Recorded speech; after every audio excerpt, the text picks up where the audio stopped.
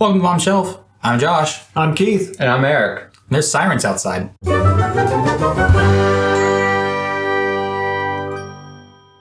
have a whiskey here that I'm really excited about, so let's see what they think. Joyce, what do we got? Today you are drinking Old Tub. Old Tub is an unfiltered, bottled and bond bourbon from the Jim Beam Distillery.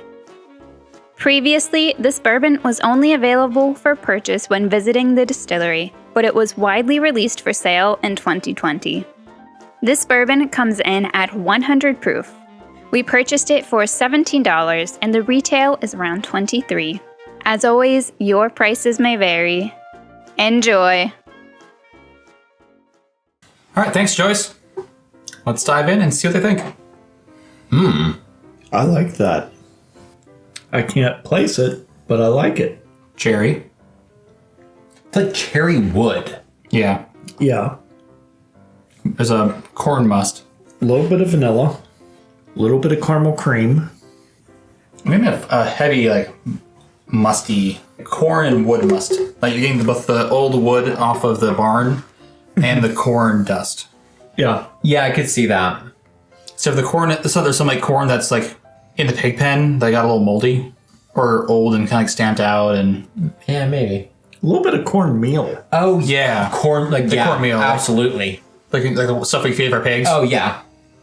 As you were saying that, I was like, yep, corn, but not like cornmeal. Yep. Yeah. Like the cornmeal of the pigs left at the bottom of the thing that's got their saliva all up in it. And it's slightly molded. Yep. Or for cornbread. I'm not familiar with pigs, so Musky I wouldn't know. corn honestly, it's left better. at the bottom of the corn. That trough. Yeah, the corn that's the left and the bottom of the trough. Surrounded by the wood, of the barn. Yeah. Well, I'm dropping in for a taste. Same. Yep. Ooh. Wow. That brought some heat. Yeah, it did. Way more heat than I was expecting. Yes. I'm gonna have to go back for a second. Yeah, because now I'll be able to get something other than the heat, but... And hey, on the finish, I'm getting fresh cut. So far we have got hay, Put a piece. corn, barnwood. Just beyond the cherry wood, just pop into a... It tastes like home. Go to a farm without manure, and you're right here. I'm getting a fresh cut hay note Yeah, at the finish. that brings the heat a lot more than I was expecting. Yeah. I haven't gone back for a second sip yet because it's tingly on my tongue. Even on the second step, it was pretty I am really liking this. This is one that I know I would enjoy a lot more than I am right now if it wasn't at the end of all these others. And I'm getting, now, from my last sip, which has been a while, I'm getting a dry note on the sides of my tongue. Yeah. I'm getting it down the center of my palate. I'm dry the whole way through. I'm actually more dry in my throat and chest than I am. I think that was more of the scorch as it went down, just kind of trying everything out. I do like this a whole lot. Yes, I do. Ready for some water? Yeah. Yes. Are you worried about this water? Me, yes and no. Personally, I think this would be fabulous on the rocks. I am, because so far to me, this is not something I necessarily want to drink straight, but it would be a lovely mixer. Yeah. With water, it kind of shows can it mix? Yeah, I think this would be good on the rocks. So I'm not worried about the water because the ice would eventually water it down. But I think the temperature change might do so much with this.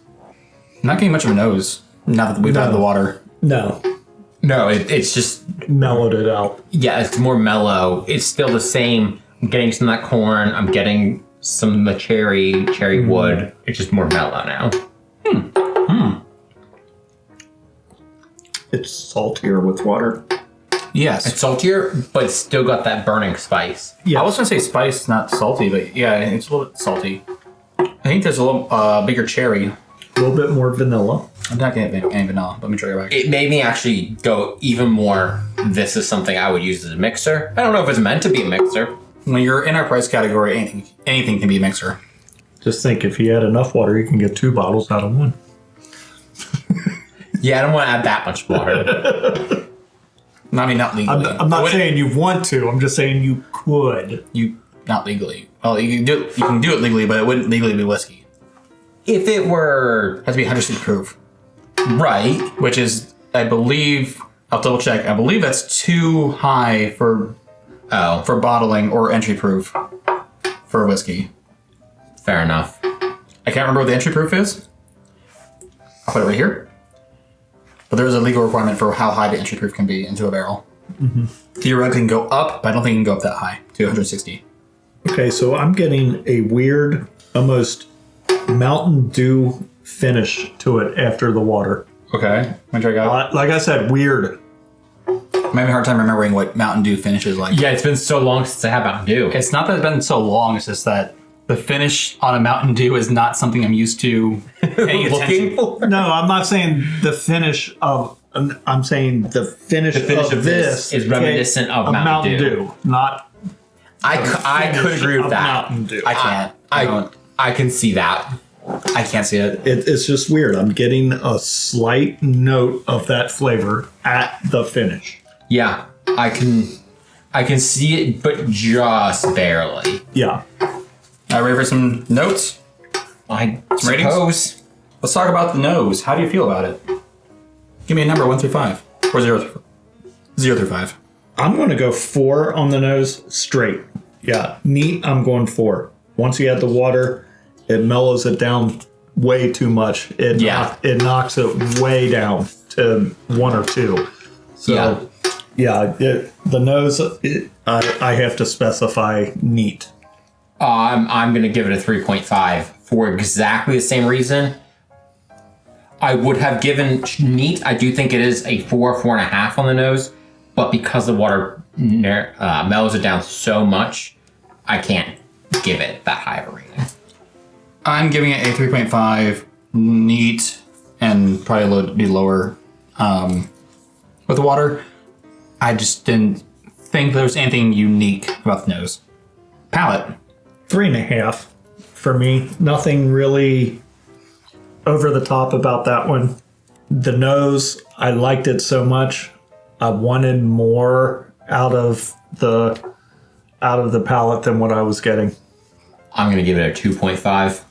There wasn't much there aside from the heat.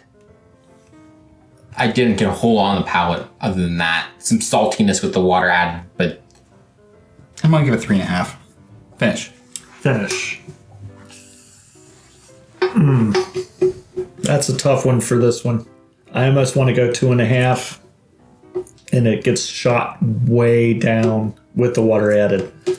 Below a 2.5 on that, but I like to rate mine just neat for the most part, so I'm going to go 2.5. The Mountain Dew was interesting, but not what I'm looking for. No, when you're That's drinking weird. a whiskey, Yeah. you're not really looking for Mountain Dew. Right. yeah. I'm also not mixing whiskey with Mountain Dew. But Or a oddly mixed drink. enough, that's what Mountain Dew was made for. Really? Yeah, maybe Yeah. mixing with like moonshine and bourbon. And Tennessee whiskeys. Nope. Yeah. Nope. That or it's a big myth that I can't get behind that. I'm going to give it a 2.5 on the finish as well for the same reasons. I'm giving it, 2.5. I want to give it 3, but I can. So that is our ratings. We're going to go ahead and jump into the ratings of other sites and the tasting notes of other sites. Distiller gave this an 82, and Whiskey Advocate gave it a 87. Tasting notes. On the nose, the general consensus was vanilla, caramel, oak, spice, honey, clove, nut, and popcorn.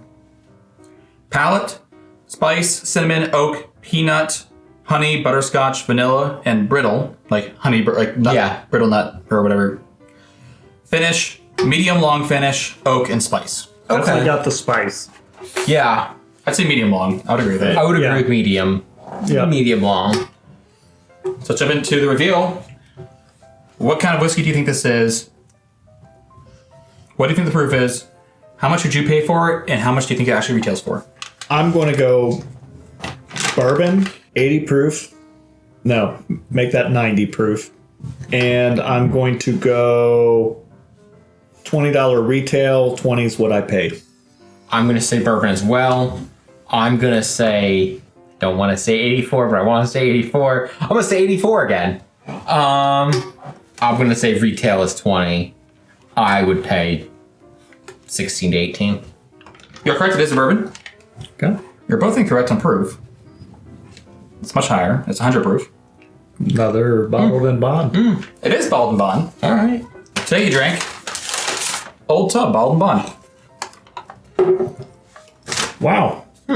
We paid, what, $17 for this? Right in what I would pay for it. I think so. General price tends, from what I looked at on the internet, about 23, but price in Pennsylvania is just 17. Not sale price, not clearance day price, just price in Pennsylvania, $17. That's right in the middle of what I'd pay for it. I would pay that for it, absolutely. I said I'd pay 20 and it was less, so I'd definitely buy it at 17. Yeah. So this is by the, so let's just kind of run through things. This is a Kentucky straight bourbon. It is 100 proof. There is no age statement, but it is at least 4 years old because it does not have an age statement and is labeled straight. And it's also a bottled and bond, so it has to be at least 4 years old. The mash bill is the same as the Jim Beam mash bill, which is 75%, oh, one of the mash bills. 75% corn, 13% rye, 12% malted barley. Distillery is also Jim Beam, Cask is charred oak. We mentioned episode ago, or a couple episodes ago, way back, about Jim Beam bottled and bond, our review being here.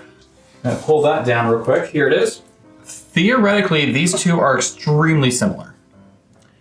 They're the same mash bill, they're both bottled and bond, both about the same price here in Pennsylvania, and both about the same price in other places. This is technically a limited release, or limited distribution, something like that. It used to be this was only available when you went to the Jim Beam distillery itself. And now they've made it available this year pretty much everywhere, and we finally got it here in Pennsylvania. And the big difference between the two of these is that this is completely unfiltered, or like, besides just... It just says unfiltered. Yeah, it just says unfiltered, but it's not like... So no chill filtering, no charcoal filtering. Whereas I tried looking this up, I couldn't find it anywhere on if it's chill filtered or if it's charcoal filtered. So I couldn't find any information on the filtering process for this, but this is unfiltered beyond just the chunks that they have to make sure they remove. So you don't want chunks of charcoal in your whiskey. Right. The char that's on the inside of the barrel, that is. I think I read somewhere on Old Tub that this is the original Jim Beam recipe. I'm not sure if I saw it on the label or something, but... Well, it says here, just like the original Old Tub, it has not been carbon or chill filtered, so charcoal or chill filtered, only quality to screened to remove bits of barrel wood. It's the next best thing to thieving the barrel yourself. You may notice some haziness as you add ice. Think of it as the indicator of true full flavor bourbon. So what they're talking about is when you proof down whiskey, I think they're a fat acid that appear and make the whiskey hazy when you proof it down below a certain number. And so they didn't do that to this. So if you water this down to a certain point, so we kept watering this down, eventually it should get slightly hazy. Yeah.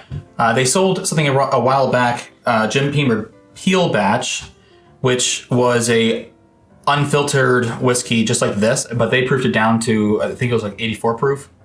So they labeled it, hey, this bottle may be hazy. And if so, this is why, because we did not filter it. So we will be putting both of these in our bottled and bond budget brawl with Early Times and one other whiskey to come. So look forward to that episode. All right, well, until next time, May the winds of fortune sail you. May you sail a gentle sea. May it always be the other guy who says, This drink's on me.